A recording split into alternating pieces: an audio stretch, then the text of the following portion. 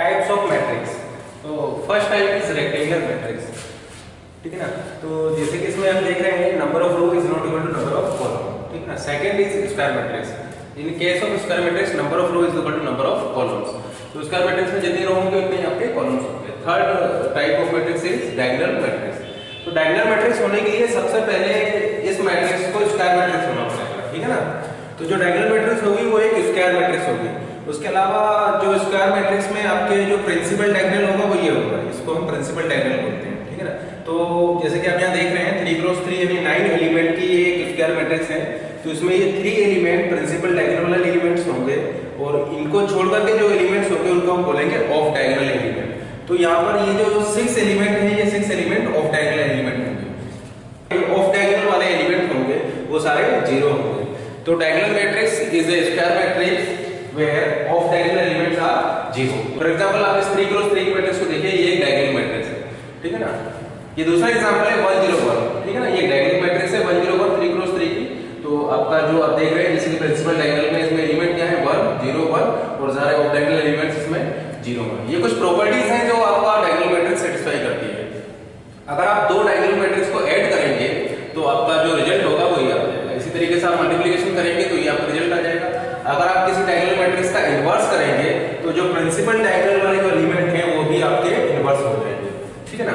और इस मैट्रिक्स का अगर आप डिटरमिनेंट कैलकुलेट करेंगे, एक डायगोनल मैट्रिक्स का डिटरमिनेंट कैलकुलेट करेंगे तो डायगोनल मैट्रिक्स का जो डिटरमिनेंट होगा वो ABC हो जाएगा। और एक डायगोनल मैट्रिक्स में ये जो A और B और C है ये इसकी आइगन वैल्यूज हो जाएंगी। जैसे कि मान लीजिए आप इसी केस में अगर इस डायगोनल मैट्रिक्स का डिटरमिनेंट कैलकुलेट करेंगे, मान लीजिए आपकी ये मैट्रिक्स A है और आप इसका डिटरमिनेंट कैलकुलेट करेंगे तो उसका डिटरमिनेंट हो जाएगा 1 0 1 इज इक्वल टू 0, ठीक है ना। तो अगर ये इस मैट्रिक्स का डिटरमिनेंट 0 नहीं है तो उस केस में इस मैट्रिक्स को बोला जाता है नॉन सिंगुलर, ठीक है ना। अगर किसी भी मैट्रिक्स का डिटरमिनेंट 0 होता है तो उस मैट्रिक्स को सिंगुलर मैट्रिक्स बोला जाता है, और अगर किसी मैट्रिक्स का डिटरमिनेंट नॉन 0 है तो उस मैट्रिक्स को नॉन सिंगुलर बोला जाता है। तो जो सिंगुलर मैट्रिक्स होती है जिनका डिटरमिनेंट आपका 0 होता है उसका इनवर्स आप कैलकुलेट नहीं कर सकते। तो इनवर्स आप नॉन सिंगुलर मैट्रिक्स का ही कैलकुलेट कर सकते हैं। तो किसी मैट्रिक्स का आपको इनवर्स कैलकुलेट करना है तो वो मैट्रिक्स नॉन सिंगुलर होनी चाहिए। तो अगर डायगोनल मैट्रिक्स का आप आइगन वैल्यूज की बात करें तो जैसे इस डायगोनल मैट्रिक्स को देखिए, इसकी आइगन वैल्यू क्या हो जाएगी A11 A22 A33 इस डायगोनल मैट्रिक्स की आइगन वैल्यूज हो जाएगी। तो आपने एक रिजल्ट भी पढ़ा होगा, product of eigenvalue is equal to determinant of a matrix. अगर आप डायगोनल मैट्रिक्स की पावर कैलकुलेट करना चाहते हैं, for example matrix A power 100 आप कैलकुलेट करना चाहते हैं, तो जो प्रिंसिपल डायगोनल के जो एलिमेंट्स हैं आप डायरेक्ट उसकी पावर कैलकुलेट कर सकते हैं। अब देखते हैं अपर ट्रायंगुलर मैट्रिक्स। तो सबसे पहली बात ये है कि जो अपर ट्रायंगुलर मैट्रिक्स होगी वो एक स्क्वायर मैट्रिक्स होगी, ठीक है ना। और ये जरूरी नहीं है कि एक upper triangular matrix diagonal matrix हो, क्योंकि आप देख रहे हैं यहाँ पर जो आपका ऑफ डायगोनल एलिमेंट है वो 0 नहीं है। तो हो सकता है कि आपके अपर ट्रायंगुलर मैट्रिक्स डायगोनल हो या हो सकता है कि आपके अपर ट्रायंगुलर मैट्रिक्स डायगोनल ना हो। तो जैसे कि इसी केस में देखिए ये जो है एक अपर ट्रायंगुलर मैट्रिक्स है लेकिन डायगोनल मैट्रिक्स नहीं है। लेकिन अगर आप आइडेंटिटी मैट्रिक्स ले लीजिए, आइडेंटिटी मैट्रिक्स ऑफ 3 क्रॉस 3, ठीक है ना, 3 क्रॉस 3 की आइडेंटिटी मैट्रिक्स ले लीजिए, वो एक डायगोनल मैट्रिक्स होगी। या फिर आप एक नल मैट्रिक्स ले लीजिए, 3 क्रॉस 3 की नल मैट्रिक्स ले लीजिए, वो भी आपका एक डायगोनल मैट्रिक्स होगी। अपर ट्रायंगुलर मैट्रिक्स केस में आप क्या देख रहे हैं, जो आपका प्रिंसिपल डायगोनल है इसके बिलो जितने भी एलिमेंट्स हैं ये सारे आपके 0 हैं, ठीक है ना। तो जैसे कि नाम से ही पता पड़ रहा है अपर ट्रायंगुलर है, इसका मतलब जो डेटा होगा वो आपका अपर साइड में होगा। तो आप देखिए कि अपर साइड या लोअर साइड में आपके सारे 0 हैं, तो 0 का आपका एक ट्रायंगल होना चाहिए। तो इस मैट्रिक्स को बोलेंगे आप अपर ट्रायंगुलर मैट्रिक्स, ठीक है ना। तो डेटा जो होगा वो आपका अपर साइड में होगा। वो डेटा आपका 0 भी हो सकता है, वो डेटा आपका नॉन 0 भी हो सकता है, लेकिन लोअर साइड वाला डेटा जो होगा वो आपका ऑलवेज 0 होना चाहिए। तो यहाँ पर आपका कोई भी वैल्यू हो सकती है लेकिन यहाँ पर आपका 0 होना चाहिए, तो उस मैट्रिक्स को बोलेंगे अपर ट्रायंगुलर मैट्रिक्स। तो अपर ट्रायंगुलर मैट्रिक्स के केस में जो आपकी आइगन वैल्यू होती है वो ये हो जाएगी। अपर ट्रायंगुलर मैट्रिक्स की फर्स्ट आइगन वैल्यू 1 हो जाएगा, 2 हो जाएगा और आपका 5 हो जाएगा, ये आइगन वैल्यू हो जाएगी। इसी तरीके से lower triangular matrix, lower triangular के केस में जो आपका डेटा होगा वो लोअर साइड में होगा। ये डेटा आपका 0 भी हो सकता है या फिर नॉन 0 भी हो सकता है, लेकिन इस साइड आपका ये 0 होना चाहिए। तो उस मैट्रिक्स को बोलेंगे लोअर ट्रायंगुलर मैट्रिक्स। और लोअर ट्रायंगुलर मैट्रिक्स भी आपका एक स्क्वायर मैट्रिक्स होगा। और इस केस में भी आप बोल सकते हैं कि इस मैट्रिक्स की जो आइगन वैल्यूज हो जाएगी वो A11 A22 और A33 हो जाएगी। अब मान लीजिए कि A आपकी कोई अपर ट्रायंगुलर मैट्रिक्स है, जैसे कि मान लीजिए ये आपका एक अपर ट्रायंगुलर मैट्रिक्स है, ठीक है ना। आपसे कोई पूछता है कि A पावर 100 इस मैट्रिक्स की आइगन वैल्यूज क्या होंगी, तो आप डायरेक्टली आप बता सकते हैं कि इस मैट्रिक्स की जो आइगन वैल्यू हो जाएगी वो 1 पावर 100 2 पावर 100 और 5 पावर 100 होगी। ये आपसे कोई पूछता है कि a पावर 100 मैट्रिक्स का जो डिटरमिनेंट होगा वो क्या होगा। जैसे कि मैंने आपको बताया था matrix determinant is equal to product of eigenvalues, तो इसकी वैल्यू आ जाएगी 1 power 100 into 2 power 100 into 5 power 100। इसके इनवर्स मैट्रिक्स की क्या आइगन वैल्यूज हो जाएगी, तो इसके इनवर्स मैट्रिक्स की आइगन वैल्यूज हो जाएगी 1 इनवर्स, 2 इनवर्स, 5 इनवर्स, ठीक है ना। या आपसे कोई पूछता है कि इसकी जो इनवर्स मैट्रिक्स होगी, ये आपकी डबल ट्रायंगल मैट्रिक्स है, इसकी जो इनवर्स मैट्रिक्स होगी उसका डिटरमिनेंट क्या होगा, तो उसका डिटरमिनेंट हो जाएगा 1/1 इंटू 2 इंटू 5। या फिर आपसे कोई पूछता है कि a पावर -100 इसके डिटरमिनेंट की वैल्यू क्या हो जाएगी, तो ये हो जाएगा 1/100 इंटू 2 पावर 100 इंटू 5 पावर। इस अपर ट्रायंगुलर मैट्रिक्स A का डिटरमिनेंट क्या हो जाएगा, इस अपर ट्रायंगुलर मैट्रिक्स A का डिटरमिनेंट हो जाएगा 1 इंटू 2 इंटू 5। अब अगर आप डायगोनल मैट्रिक्स में अगर सारे डायगोनल एलिमेंट्स को इक्वल कर देंगे तो आपकी ये स्केलर मैट्रिक्स आ जाएगी। इसका मतलब जो स्केलर मैट्रिक्स है ये भी आपका केवल स्क्वायर मैट्रिक्स के लिए ही आप लिख सकते हैं, इसके स्केलर मैट्रिक्स रेक्टेंगुलर मैट्रिक्स के केस में नहीं होगा, ठीक है ना। तो स्केलर मैट्रिक्स होने के लिए सबसे पहले तो स्क्वायर मैट्रिक्स होना चाहिए, प्लस डायगोनल मैट्रिक्स होना चाहिए, प्लस वो जितने भी प्रिंसिपल डायगोनल्स के जो एलिमेंट है वो सारे सेम होने चाहिए। तो अगर ये इन सारे एलिमेंट्स को आप 1 कर देंगे तो वो यूनिट मैट्रिक्स हो जाएगी, ठीक है ना। तो यूनिट मैट्रिक्स क्या है, यूनिट मैट्रिक्स भी आपका एक स्केलर मैट्रिक्स है जहां पर आपके सारे डायगोनल एलिमेंट्स 1 है, ठीक है ना। तो आप ऐसा बोल सकते हैं कि जो यूनिट मैट्रिक्स है वो भी आप केवल स्क्वायर मैट्रिक्स के लिए ही लिख सकते हैं। हालांकि जो नल मैट्रिक्स है वो नल मैट्रिक्स को आप स्क्वायर मैट्रिक्स के लिए भी लिख सकते हैं और रेक्टेंगुलर मैट्रिक्स के लिए भी लिख सकते हैं, लेकिन ये जो आइडेंटिटी मैट्रिक्स है ये केवल आप स्क्वायर मैट्रिक्स के लिए लिख सकते हैं। ये कुछ प्रॉपर्टीज हैं जो आपका आइडेंटिटी मैट्रिक्स सेटिस्फाई करेगा। यहाँ पर जो ये आइडेंटिटी मैट्रिक्स है इसको मल्टीप्लिकेटिव आइडेंटिटी बोला जाता है। जैसे कि आप यहाँ पर देख रहे हैं ये क्या बता रहा है, ये बता रहा है कि जो आइडेंटिटी मैट्रिक्स है ये मल्टीप्लिकेटिव आइडेंटिटी है, और जो नल मैट्रिक्स होती है वो एडिटिव आइडेंटिटी को बताती है। जैसे कि यहाँ पर देखिए जो नल मैट्रिक्स है ये आपका एडिटिव आइडेंटिटी को बता रही है। बात करते हैं कि इसको स्केलर मैट्रिक्स क्यों बोला जाता है, तो एक एग्जांपल लेते हैं। मान लीजिए हम एक स्केलर मैट्रिक्स लिख रहे हैं 2 0 0 0 2 0 0 0 2, ठीक है ना। अगर इस स्केलर मैट्रिक्स को मैं किसी मैट्रिक्स A से मल्टीप्लाई कर रहा हूँ, मान लीजिए मैट्रिक्स A 3x3 साइज की है, ठीक है ना, तो इसको स्केलर मैट्रिक्स इसलिए बोला जाता है क्योंकि ये स्केलर की तरह बिहेव करता है।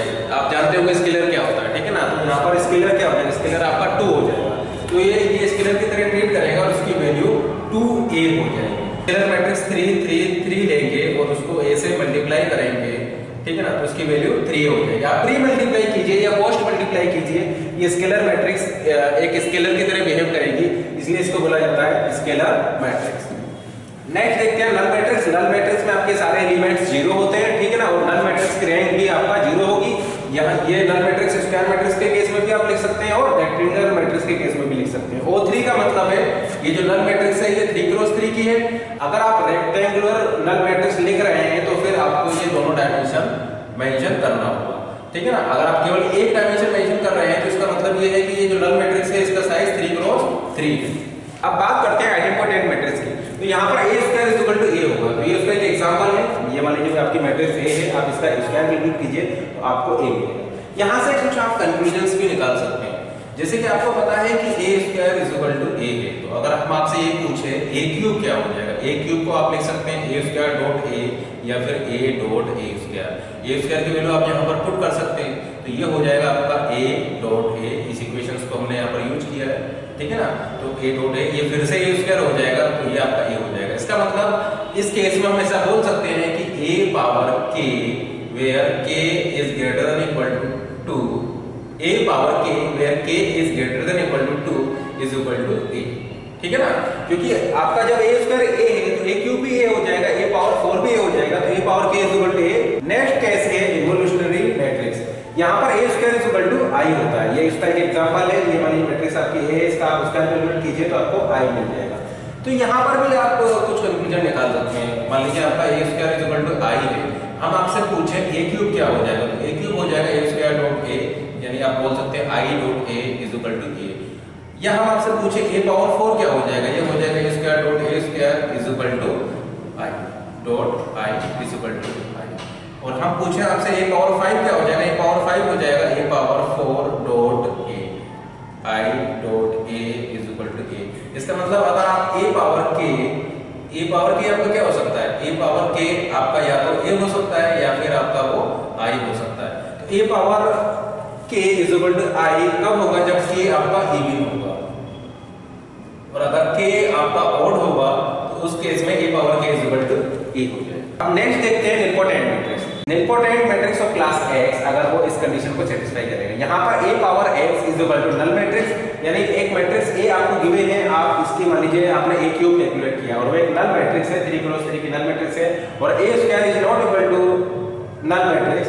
इसका मतलब ये है कि इस मैट्रिक्स A की जो क्लास हो जाएगी वो क्लास 3 हो जाएगी, ठीक है ना। तो यहाँ पर भी कुछ आप कंक्लूजन निकाल सकते हैं। फॉर एग्जांपल एक मैट्रिक्स A है और उसकी क्लास x है, तो आपको पता है a power x is equal to null matrix, ठीक है ना। तो a पावर x प्लस 1 क्या हो जाएगा, a पावर x प्लस 1 हो जाएगा a dot a power x is equal to null matrix. इसका मतलब निलपोटेंट मैट्रिक्स की क्लास अगर x है तो x से ऊपर आप उसकी कोई भी पावर लेंगे तो वो 0 आएगी। फॉर एग्जांपल ये जो मैट्रिक्स हमने ली हुई है इसकी क्लास 3 है, तो इसका मतलब a पावर 4 या a पावर 5 या a पावर 6 आप इसकी कोई भी हायर पावर लीजिए, वो सारी आपकी नल मैट्रिक्स हो। सिमेट्रिक मैट्रिक्स, तो सिमेट्रिक मैट्रिक्स के केस में आप मैट्रिक्स का ट्रांसपोज लीजिए, अगर A transpose is equal to A है तो वो मैट्रिक्स आपके सिमेट्रिक हो जाएगी। फॉर एग्जांपल इसको देखिए, ये एक सिमेट्रिक मैट्रिक्स है क्योंकि अगर आप इसका ट्रांसपोज लेंगे तो आपको यही मैट्रिक्स मिल जाएगी। सिमिलरली इस मैट्रिक्स को देखिए, इसका अगर आप ट्रांसपोज लेंगे तो आपको यही मिल जाएगा। तो एक मैट्रिक्स सिमेट्रिक होगी अगर वहां पर Aij is equal to Aj होगा, ठीक है ना, Aij is equal to Aj होगा। इसका मतलब ith रो और jth कॉलम का जो एलिमेंट है वही एलिमेंट सेम होना चाहिए jth रो और ith कॉलम में, तभी आपका ये कंडीशन सेटिस्फाई होगा A transpose is equal to A। और आप यहाँ पर ये भी नोट कीजिए कि सिमेट्रिक मैट्रिक्स के केस में ये प्रिंसिपल डायगोनल को छोड़ करके जो ऑफ डायगोनल एलिमेंट होंगे ये एक दूसरे की मिरर इमेज होंगे। जैसे कि देखिए ये आपका प्रिंसिपल डायगोनल है तो ये दोनों एलिमेंट एक दूसरे की मिरर इमेज है। यहाँ पर जैसे कि आप देख रहे हैं ये प्रिंसिपल डायगोनल है तो ये आपका लोअर ट्रायंगुलर और अपर ट्रायंगुलर जो है ये एक दूसरे की मिरर इमेज है। तो सिमेट्रिक मैट्रिक्स के केस में ये एक दूसरे की मिरर इमेज होंगे, तभी आप इसका ट्रांसपोज लेंगे तो वो आपको वही मैट्रिक्स मिल जाएगा। स्क्यू सिमेट्रिक में क्या होता है कि आप मैट्रिक्स का ट्रांसपोज लेंगे तो आपको -a मिल जाएगा। इसका मतलब मिरर इमेज तो होंगे लेकिन वो नेगेटिव साइड से होंगे।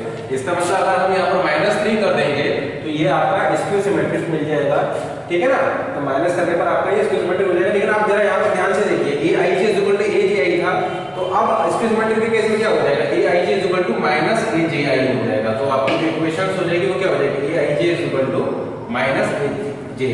इसको जरा देखिए ध्यान से, Aij plus Aj is equal to 0। लेकिन प्रिंसिपल डायगोनल वाले एलिमेंट्स को जरा देखिए। प्रिंसिपल डायगोनल एलिमेंट के लिए क्या होता है, i is equal to j होता है। तो जरा प्रिंसिपल डायगोनल वाले एलिमेंट्स देखते हैं जहां पर आपका i is equal to j होता है। तो फिर यहां पर क्या आ जाएगा, यहां पर आ जाएगा ai plus ai is equal to 0। इसका मतलब ai इज इक्वल टू 0। इसका मतलब अगर मैट्रिक्स आपकी स्क्यू सिमेट्रिक है तो प्रिंसिपल डायगोनल पर जितने भी एलिमेंट्स होंगे वो सारे 0 होंगे। इसका मतलब ये वाला एलिमेंट क्या हो जाएगा, आपका 0 हो जाएगा, और ये वाला एलिमेंट भी आपका 0 हो जाएगा, और ये मिरर इमेज होंगे विद नेगेटिव साइन।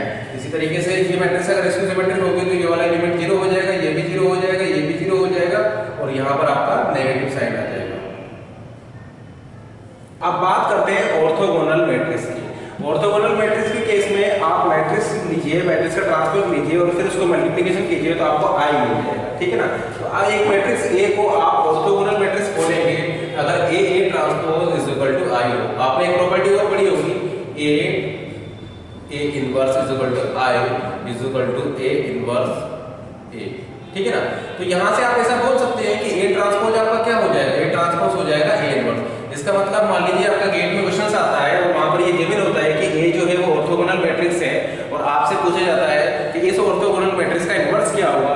तो इनवर्स कैलकुलेट करने के लिए आप उस ऑर्थोगोनल मैट्रिक्स का केवल ट्रांसपोज ले लीजिए, आपको उस मैट्रिक्स का इनवर्स मिल जाएगा। तो यहाँ पर आप जरा एक चीज और नोट कीजिए, अगर हम इसका डिटरमिनेंट ले लेते हैं, इस इक्वेशन का अगर डिटरमिनेंट ले लेते हैं तो आपको मिल जाएगा A transpose is equal to I determinant is equal to 1, ठीक है ना।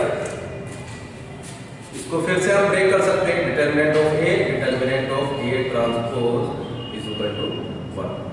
तो अगर आप इसका डिटरमिनेंट लेंगे तो आपको ये मिल जाएगा। एक प्रॉपर्टी और आपने पढ़ा होगा, determinant of A is equal to determinant of A transpose. तो अगर इस प्रॉपर्टी का आप यहाँ पर यूज करेंगे तो आपको मिल जाएगा determinant of A whole square is equal to 1। इसका मतलब determinant of A is equal to plus minus 1। अब जरा आप इसका डिटरमिनेंट लीजिए, इसका आप डिटरमिनेंट लेंगे तो यहाँ से आपको मिल जाएगा determinant of A into determinant of A inverse is equal to determinant of I is equal to 1। तो यहाँ से आप ऐसा बोल सकते हैं कि determinant of A inverse is equal to 1 upon determinant of A is equal to determinant of A transpose in case of orthogonal matrix. ये जो मैट्रिक्स हमने आपको बताया है symmetric, skew symmetric and orthogonal matrix, ये रियल मैट्रिक्स के case में ही पॉसिबल है। रियल मैट्रिक्स का मतलब ये है कि मैट्रिक्स के जो एलिमेंट्स होंगे वो रियल होना चाहिए। अब देखते हैं Hermitian, skew Hermitian and unitary matrix को। तो अगर एक मैट्रिक्स हर्मिशियन मैट्रिक्स है तो वहां पर 8 थीटा इज इक्वल टू ये होगा। अब यहाँ पर 8 थीटा क्या है? 8 theta is the conjugate transpose, ठीक है ना। 8 थीटा इज कॉन्जुगेट ट्रांसपोज। सबसे पहले आप उस मैट्रिक्स का कॉन्जुगेट लीजिए और उसका ट्रांसपोज लीजिए। ये जो तीन केस जो हम बताने जा रहे हैं हर्मिशियन, स्क्यू हर्मिशियन और यूनिटरी, ये कॉम्प्लेक्स मैट्रिक्स के लिए, ठीक है ना। कॉम्प्लेक्स मैट्रिक्स में क्या होगा कि जो मैट्रिक्स के एलिमेंट होंगे वो कॉम्प्लेक्स होंगे। जैसे कि आपने पढ़ा होगा कॉम्प्लेक्स नंबर क्या होता है? a प्लस ib होता है, ठीक है ना। ये इसका रियल पार्ट होता है और ये इसका इमेजिनरी पार्ट होता है। अब यहाँ पर आपके तीन वेरिएशन हो सकते हैं, ठीक है ना। हो सकता है कि इसका रियल पार्ट 0 हो, तो उस केस में ये हो जाएगा ib, तो इसको बोला जाएगा प्योरली इमेजिनरी, ठीक है ना। हो सकता है कि इसका इमेजिनरी पार्ट 0 हो तो आप बोलेंगे रियल, ठीक है ना। या हो सकता है कि इसके दोनों पार्ट हो तो इसको आप बोलते हैं a प्लस ib। आप कोई भी रियल नंबर लीजिए उसको आप कॉम्प्लेक्स नंबर बोल सकते हैं, लेकिन आप सभी कॉम्प्लेक्स नंबर को रियल नहीं बोल सकते। आप एक कॉम्प्लेक्स नंबर को रियल तब बोल सकते हैं जब उसका इमेजिनरी पार्ट 0 हो। तो हर्मिशियन, स्क्यू हर्मिशियन और यूनिटरी मैट्रिक्स के केस में आपकी कॉम्प्लेक्स मैट्रिक्स होगी और उसके जो एलिमेंट होंगे वो कॉम्प्लेक्स नंबर होंगे, ठीक है ना। तो उसमें आप a थीटा निकालने के लिए सबसे पहले उसका कॉन्जुगेट लीजिए। जैसे इसका कॉन्जुगेट क्या हो जाएगा? इसका कॉन्जुगेट हो जाएगा a माइनस ib, ठीक है ना। तो कॉन्जुगेट लीजिए फिर उसका ट्रांसपोज लीजिए। तो अगर a theta is equal to a है तो वो हर्मिशियन मैट्रिक्स हो जाएगा। तो सबसे पहले एक हर्मिशियन मैट्रिक्स का एक एग्जांपल देखते हैं। एक मैट्रिक्स हम ले रहे हैं 1 2 1 प्लस i और मान लीजिए 1 माइनस i। ये हर्मिशियन मैट्रिक्स होगी, क्योंकि अगर आप इसका कॉन्जुगेट लेंगे और फिर उसका ट्रांसपोज लेंगे तो आपको यही मिल जाएगा, ठीक है ना। इसका कॉन्जुगेट क्या हो जाएगा? इस मैट्रिक्स का कॉन्जुगेट हो जाएगा 1 1 माइनस i 1 प्लस i 2, और उसका जब आप ट्रांसपोज लेंगे तो आपको यही मैट्रिक्स मिल जाएगी। इसी तरीके से स्क्यू हर्मिशियन को देखिए। स्क्यू हर्मिशियन में क्या होगा? a theta is equal to minus a। ये मैट्रिक्स है स्क्यू हर्मिशियन मैट्रिक्स का एग्जांपल है, ठीक है ना। आप इसका कॉन्जुगेट लीजिए, इसका कॉन्जुगेट क्या मिलेगा? इस मैट्रिक्स ये मान लीजिए आपकी मैट्रिक्स a है, मैट्रिक्स a का आप कॉन्जुगेट लेंगे तो कॉन्जुगेट हो जाएगा 0 1 plus i 1 plus minus 1 plus i 0, ठीक है ना। और फिर आप इसका ट्रांसपोज लेंगे मैट्रिक्स a ट्रांसपोज, ये आपको मिल जाएगा 0 minus 1 plus i 1 plus i 0, ठीक है ना। और ये आपके किसके इक्वल है? ये माइनस 1 के equal, 0 1 minus i minus 1 minus i 0, ठीक है ना। तो ये जो मैट्रिक्स है ये स्क्यू हर्मिशियन मैट्रिक्स है। आप इसका कॉन्जुगेट लीजिए, कॉन्जुगेट लेने के बाद उसका ट्रांसपोज लीजिए तो आपको माइनस a मिल जाएगा। अब देखते हैं यूनिटरी मैट्रिक्स को। तो यूनिटरी मैट्रिक्स के केस में आपका a into a theta is equal to i होगा। तो फिर से आप यहाँ पर वो प्रॉपर्टी लगा सकते हैं, जैसे कि आप जानते हैं a into a inverse is equal to i होता है। तो यहाँ से आप बोल सकते हैं कि a inverse is equal to a theta. गेट में ये गिवन हो कि आपकी जो मैट्रिक्स है वो यूनिटरी मैट्रिक्स है और आपसे उस मैट्रिक्स का इनवर्स पूछा जाता है, तो आप उसका कॉन्जुगेट ट्रांसपोज ले लीजिए, वही उस मैट्रिक्स का इनवर्स हो जाएगा, ठीक है ना। तो यहाँ पर भी अगर आप इसका यूनिटरी मैट्रिक्स का डिटरमिनेंट लेते हैं लेफ्ट साइड से और राइट साइड से, तो आपको क्या मिलेगा? मान लीजिए आपने इसका डिटरमिनेंट ले लेते हैं, ये हो जाएगा a into a theta is equal to determinant of i। तो इसको आप ब्रेक कर सकते हैं, ये हो जाएगा a theta is equal to 1। इसको आप लिख सकते हैं a conjugate transpose is equal to 1। फिर इसको हम लिख सकते हैं is equal to 1। Matrix a is equal to a transpose determinant. इसको अगर आप यहाँ पर यूज करेंगे तो आपका आंसर आ जाएगा a conjugate is equal to 1। तो अगर एक मैट्रिक्स आपका यूनिटरी मैट्रिक्स है तो वहां पर ये वाली कंडीशन सेटिस्फाई होगी, ठीक है ना। मैट्रिक्स ए का डिटरमिनेंट, अब मैट्रिक्स ए का डिटरमिनेंट किस फॉर्म में होगा? हो सकता है कि मैट्रिक्स ए आपकी जो है वो यूनिटरी मैट्रिक्स है और उसका डिटरमिनेंट जो आप कैलकुलेट कर रहे हैं वो a प्लस ib है, क्योंकि देखिए ये कॉम्प्लेक्स मैट्रिक्स है तो हो सकता है कि उसका determinant a plus ib form में हो। तो मान लीजिए डिटरमिनेंट ऑफ a जो है वो a प्लस ib फॉर्म में है, तो तो डिटर्मिनेंट ऑफ ए बार जो आएगा वो आएगा ए माइनस आई बी फॉर्म में। तो जब उसको आप यहाँ पर पुट करेंगे तो आपका जो इक्वेशन बनेगी वो बन जाएगी A plus I B A minus I B is equal to 1। आप जब इसको सॉल्व करेंगे तो आपका रिजल्ट आएगा A square plus B square is equal to 1। तो अगर मैट्रिक्स आपका यूनिटरी मैट्रिक्स है तो इस इक्वेशंस को वो सेटिस्फाई करेगा। अब देखिए हम आपको ये पहले बता चुके हैं कि जो सिमेट्रिक, स्क्यू सिमेट्रिक और ऑर्थोगोनल मैट्रिक्स जो होती है वो रियल मैट्रिक्स होती है, ठीक है ना। और आपकी जैसे कि ये है हर्मिशियन, स्क्यू हर्मिशियन और यूनिटरी मैट्रिक्स है, ये कॉम्प्लेक्स मैट्रिक्स के केस में है। तो यहाँ पर कॉम्प्लेक्स मैट्रिक्स में जो एलिमेंट्स होंगे वो कॉम्प्लेक्स नंबर होंगे और कॉम्प्लेक्स नंबर आपका रियल भी हो सकता है अगर उसका इमेजिनरी पार्ट 0 हो। और सिमेट्रिक, स्क्यू सिमेट्रिक और ऑर्थोगोनल मैट्रिक्स जो थी वो रियल मैट्रिक्स के केस में देखेंगे। तो क्या हम ऐसा बोल सकते हैं कि एक सिमेट्रिक मैट्रिक्स हर्मिशियन मैट्रिक्स भी होगी? क्या ऐसा हो सकता है कि every symmetric matrix is Hermitian matrix? बिल्कुल होगा। क्यों? क्योंकि एक सिमेट्रिक मैट्रिक्स जो होगी उसमें रियल होंगे, रियल एलिमेंट्स होंगे, और हर्मिशियन में क्या है आपका कॉम्प्लेक्स एलिमेंट होंगे, तो कॉम्प्लेक्स आपका रियल भी हो सकता है। इसका मतलब every symmetric matrix is Hermitian matrix. But कुछ ऐसे हर्मिशियन मैट्रिक्स भी होंगे जो सिमेट्रिक नहीं होंगी। लेकिन अगर आप रियल हर्मिशियन मैट्रिक्स ले रहे हैं, रियल हर्मिशियन मैट्रिक्स लेने का मतलब है हर्मिशियन मैट्रिक्स के सारे एलिमेंट रियल हो, तो every real Hermitian matrix is symmetric matrix. या आप ऐसा बोल सकते हैं every symmetric matrix is Hermitian matrix. इसी तरीके से हम यहाँ पर ये भी बोल सकते हैं कि आप कोई भी स्क्यू सिमेट्रिक मैट्रिक्स लीजिए वो एक स्क्यू हर्मिशियन मैट्रिक्स होगा, ठीक है ना। तो every skew symmetric matrix is skew Hermitian matrix. इस तरीके से आप ऐसा भी बोल सकते हैं कि जो आपका ऑर्थोगोनल मैट्रिक्स होगी वो यूनिटरी मैट्रिक्स भी होगी, ठीक है ना। अगर एक मैट्रिक्स ऑर्थोगोनल है वो यूनिटरी भी होगी। लेकिन अगर एक मैट्रिक्स यूनिटरी है तो ये जरूरी नहीं है कि वो ऑर्थोगोनल हो, लेकिन रियल यूनिटरी मैट्रिक्स आपका एक ऑर्थोगोनल मैट्रिक्स होगी। Every real matrix can be written as a sum of symmetric and skew symmetric matrix. For example आपकी एक मैट्रिक्स हम ए लेते हैं तो हम ए को लिख सकते हैं a plus A transpose by 2 plus a minus A transpose by 2। तो यहाँ पर आप ध्यान से देखिए ये जो मैट्रिक्स है ये एक सिमेट्रिक मैट्रिक्स है और ये जो मैट्रिक्स है ये स्क्यू सिमेट्रिक मैट्रिक्स है। फॉर एग्जांपल आप इसको ट्रांसपोज लेके देख लीजिए, मान लीजिए आपकी ये बी मैट्रिक्स है और ये मान लीजिए आपकी सी मैट्रिक्स है। तो बी ट्रांसपोज क्या हो जाएगा? बी ट्रांसपोज हो जाएगा आपका a plus A transpose by 2 whole transpose. तो ये आपका हो जाएगा a transpose plus A transpose transpose by 2। ये हो जाएगा आपका a transpose plus A by 2 और ये आपका हो जाएगा b, ठीक है ना। इसी तरीके से आप इसको कैलकुलेट कीजिए तो आप अगर c ट्रांसपोज निकालेंगे तो ये आपका आ जाएगा a minus A transpose by 2 whole transpose is equal to a transpose minus A transpose transpose by 2 is equal to a transpose minus A by 2 equal to minus A, ठीक है ना। तो हम ऐसा बोल सकते हैं कि every real matrix can be written as a sum of symmetric and skew symmetric. ठीक इसी तरीके से हम बोल सकते हैं every complex matrix can be written as a sum of Hermitian and skew Hermitian matrix, ठीक है ना। आप इसको हर्मिशियन और स्क्यू हर्मिशियन मैट्रिक्स के टर्म्स में भी ब्रेक कर सकते हैं, बस यहाँ पर ट्रांसपोज की जगह आपको थीटा लेना होगा। तो ठीक इसी तरीके से आप इसको प्रूफ कर सकते हैं कि ये मैट्रिक्स आपका हर्मिशियन होगा और ये वाला मैट्रिक्स आपका स्क्यू हर्मिशियन होगा। ये क्वेश्चन है, इस क्वेश्चन में गिवन है कि ए आपका एक सिमेट्रिक मैट्रिक्स है और बी आपका सिमेट्रिक मैट्रिक्स है। तो आपको बताना है क्या a प्लस बी भी एक सिमेट्रिक मैट्रिक्स होगा? बिल्कुल होगा, क्योंकि आप a प्लस बी का अगर ट्रांसपोज लेंगे तो आपको मिल जाएगा a transpose plus b transpose this is equal to a plus b, ठीक है ना। तो इसका मतलब ये भी आपका सिमेट्रिक मैट्रिक्स होगा। अगर a और b सिमेट्रिक मैट्रिक्स है तो a प्लस b भी सिमेट्रिक मैट्रिक्स होगा। अब जरा आप a माइनस b को चेक कीजिए, ये हो जाएगा a minus b transpose is equal to a transpose minus b transpose is equal to minus is equal to a minus b। तो ये भी आपका एक सिमेट्रिक मैट्रिक्स होगा। अब जरा इसको हम चेक करते हैं, तो इसको चेक करेंगे तो a plus b a into b transpose is equal to b transpose dot a transpose is equal to b है।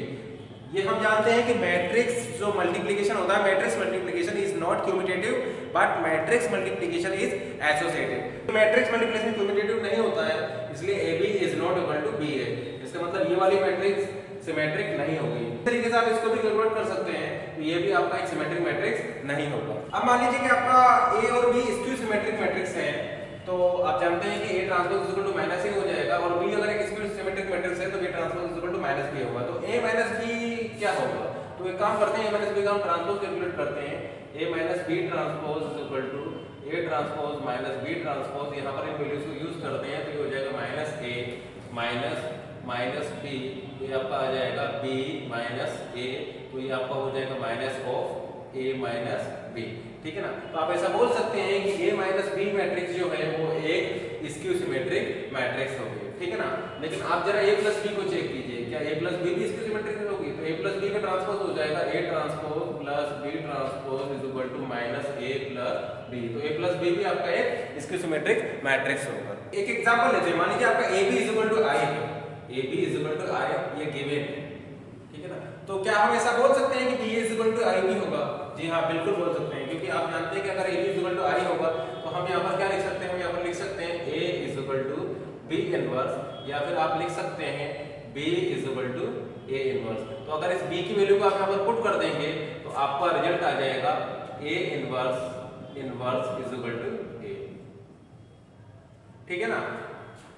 या फिर इस मैट्रिक्स को देखिए A B is equal to I, अगर आप ए इनवर्स से इसको मल्टीप्लाई कर देते हैं, ए इनवर्स से बहुत सारे मल्टीप्लाई कीजिए तो आपको क्या मिलेगा, A inverse A B is equal to A inverse I. यहाँ पर ये ध्यान रखिए कि हमने ए इनवर्स इसका कैलकुलेट किया है, इसका मतलब मैट्रिक्स ए जो होगी वो नॉन सिंगुलर होगी, क्योंकि जो सिंगुलर मैट्रिक्स होती है उसका डिटरमिनेंट 0 होता है और सिंगुलर मैट्रिक्स का आप इनवर्स कैलकुलेट नहीं कर सकते हैं। तो अगर किसी मैट्रिक्स का आप इनवर्स कैलकुलेट कर रहे हैं तो वो नॉन सिंगुलर होना चाहिए। तो हमने ए इनवर्स लिखा है, इसका मतलब मैट्रिक्स ए हमारी नॉन सिंगुलर है, तो यहाँ से आपका आ जाएगा ए इनवर्स, ठीक है ना। तो A inverse is equal to, ये आपका क्या हो जाएगा, ये आपका आई हो जाएगा, तो A inverse is equal to B, ठीक है ना। फिर एक काम करते हैं, इसमें हम बी इनवर्स से पोस्ट मल्टीप्लाई करते हैं, इस इक्वेशन में बी इनवर्स से हम पोस्ट मल्टीप्लाई करते हैं। तो जब आप इस इक्वेशन में बी इनवर्स से पोस्ट मल्टीप्लाई करेंगे तो आपको मिल जाएगा A inverse B inverse is equal to B inverse is equal to I, और इस ए इनवर्स बी इनवर्स को हम लिख सकते हैं बी ए होल इनवर्स, ठीक है ना। और B A is equal to I inverse, और आई इनवर्स आपका आई हो जाएगा।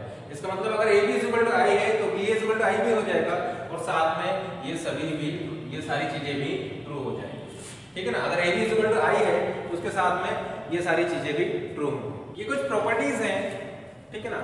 अब जैसे कि इस प्रॉपर्टी को देखिए, यहाँ से आपको ऐसा लग रहा है कि मैट्रिक्स मल्टीप्लिकेशन कम्यूटेटिव होता है, लेकिन नहीं, मैट्रिक्स मल्टीप्लिकेशन कम्यूटेटिव नहीं होता है, लेकिन मैट्रिक्स मल्टीप्लिकेशन एसोसिएटिव होता है। ये आप जो देख रहे हैं एसोसिएटिव प्रॉपर्टी है। एसोसिएटिव प्रॉपर्टी क्या होती है? एसोसिएटिव प्रॉपर्टी होती है A B C is equal to A B C, ठीक है ना। और आप जानते हैं कि मैट्रिक्स मल्टीप्लिकेशन कम्यूटेटिव नहीं होता है, लेकिन मैट्रिक्स मल्टीप्लिकेशन एसोसिएटिव होता है। तो जरा इसको ध्यान से देखिए, इसको हम लिख सकते हैं A dot A is equal to, अगर इसमें हम एसोसिएटिव प्रॉपर्टी को लगाते हैं तो इसको लिख सकते हैं ए डॉट ए, तो ये आपका हो जाएगा ए स्क्वायर डॉट ए। तो ये जो है, ये जो प्रॉपर्टी आप देख रहे हैं ये एसोसिएटिव प्रॉपर्टी है, ना कि क्यूमुलेटिव प्रॉपर्टी। मैट्रिक्स एडिशन जो होता है वो आपका एसोसिएटिव भी होता है और क्यूमुलेटिव भी होता है। इसका मतलब आप लिख सकते हैं A plus B is equal to B plus A, ठीक है ना। तो मैट्रिक्स एडिशन जो है आपका क्यूमुलेटिव है, और मैट्रिक्स एडिशन आपका एसोसिएटिव प्रॉपर्टी को भी होल्ड करता है। तो आप लिख सकते हैं ए प्लस बी प्लस सी, ठीक है ना। लेकिन अगर आप मैट्रिक्स सब्स्टिट्यूशन ले रहे हैं A minus B is not equal to B minus, इसका मतलब ये सब्स्टिट्यूशन जो होता है ये आपका क्यूमुलेटिव नहीं होता है, और ना ही ये आपका एसोसिएटिव प्रॉपर्टी को होल्ड करता है। अगर मान लीजिए आपका A B is equal to 0 है तो क्या आप ऐसा बोल सकते हैं कि यहाँ पर ए नल मैट्रिक्स होगा या बी नल मैट्रिक्स होगा? या फिर हम इसको दूसरे तरीके से देखते हैं, अगर मान लीजिए ए आपका नल मैट्रिक्स हो और या फिर आपका बी नल मैट्रिक्स हो, तो क्या हम ऐसा बोल सकते हैं कि ए बी आपका एक नल मैट्रिक्स होगा? जी हाँ, बिल्कुल बोल सकते हैं। अगर या तो आपका ए नल मैट्रिक्स हो या फिर आपका बी नल मैट्रिक्स हो या फिर दोनों नल मैट्रिक्स हो, तो उस केस में आपका A B is equal to 0 होगा। लेकिन जरा इस केस को देखिए, क्या ऐसा आप बोल सकते हैं कि अगर A B is equal to null matrix हो तो वहां पर या तो A is equal to null matrix होगा या फिर B is equal to null matrix. आप इस एग्जांपल को देखिए, यहाँ पर ए भी नल मैट्रिक्स नहीं है और बी भी नल मैट्रिक्स नहीं है, लेकिन जब आप इसका प्रोडक्ट कर रहे हैं तो आपको नल मैट्रिक्स मिल रहा है। इसका मतलब ये रिजल्ट जो है ये फॉल्स है, ठीक है ना। लेकिन वो रिजल्ट आपका ऑलवेज ट्रू है। ये कुछ प्रॉपर्टीज हैं, फॉर एग्जांपल मैट्रिक्स का इन्वर्स लीजिए, आप फिर से उसका इन्वर्स लीजिए तो आपको सेम मैट्रिक्स मिल जाएगी। यहाँ पर आप ध्यान रखिएगा कि ये ए बी इन्वर्स में आपका ऑर्डर चेंज हो जाता है। फॉर एग्जांपल अगर यहाँ पर होता A B C D inverse, तो ये आपका इक्वल हो जाता है D inverse into C inverse into B inverse into A inverse. और ये आप ध्यान रखिएगा ए इनवर्स का transpose is equal to A transpose inverse, ठीक है ना। इसका मतलब ट्रांसपोज आप पहले लीजिए या ट्रांसपोज आप बाद में लीजिए, इसमें कोई फर्क नहीं पड़ता है। एक रिजल्ट ये है, इसको भी आप याद रखिएगा। ऐसा क्यों होता है इसको हम देखते हैं। जैसे कि मान लीजिए हम यहाँ पर A X inverse dot X inverse इसको कैलकुलेट करते हैं, ये क्या हो जाएगा, ये आप जानते हैं कि एक्स इनवर्स से आपका कैंसिल होकर के आई आ जाएगा, तो ये आपको मिल जाएगा एक्स ए स्क्वायर एक्स इनवर्स। इसका मतलब हमने इसको 2 टाइम्स किया है तो यहाँ पर स्क्वायर आ गया, अगर हम इसको 3 टाइम्स करेंगे तो यहाँ पर क्यूब आ जाएगा।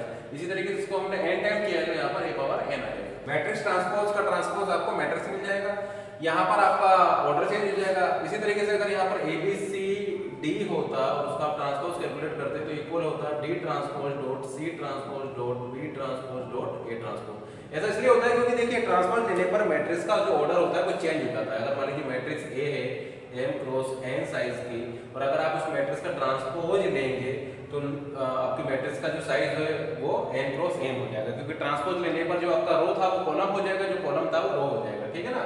तो ट्रांसपोज लेने पर मैट्रिक्स का जो ऑर्डर है वो चेंज हो जाएगा। अगर मान लीजिए मैट्रिक्स ए का ऑर्डर n क्रॉस n है तो a ट्रांसपोज जो मैट्रिक्स होगा उसका ऑर्डर n क्रॉस m हो जाएगा। तो जरा इसको आप ध्यान से देखिए, मान लीजिए इसका ऑर्डर था m क्रॉस n और इसका ऑर्डर था n क्रॉस मान लीजिए p, तो ये जो ए बी आप कर रहे थे इस ए बी का ऑर्डर कितना होगा m क्रॉस p होगा। अब जरा यहाँ पर देखिए b ट्रांसपोज क्या हो जाएगा, b ट्रांसपोज हो जाएगा आपका p क्रॉस n और a ट्रांसपोज हो जाएगा आपका n क्रॉस m। तो यहाँ पर जो ऑर्डर निकल के आएगा वो क्या आएगा, वो आपका जो ऑर्डर निकल के आएगा वो आएगा p क्रॉस m, ठीक है ना। तो आप ये मैट्रिक्स लेकर चल रहे थे ए बी मैट्रिक्स, इसका ऑर्डर क्या है, इसका ऑर्डर था आपका m क्रॉस p। आपने उसका ट्रांसपोज ले लिया, तो ट्रांसपोज लेने के बाद उसका ऑर्डर क्या है, उसका ऑर्डर हो गया p क्रॉस m।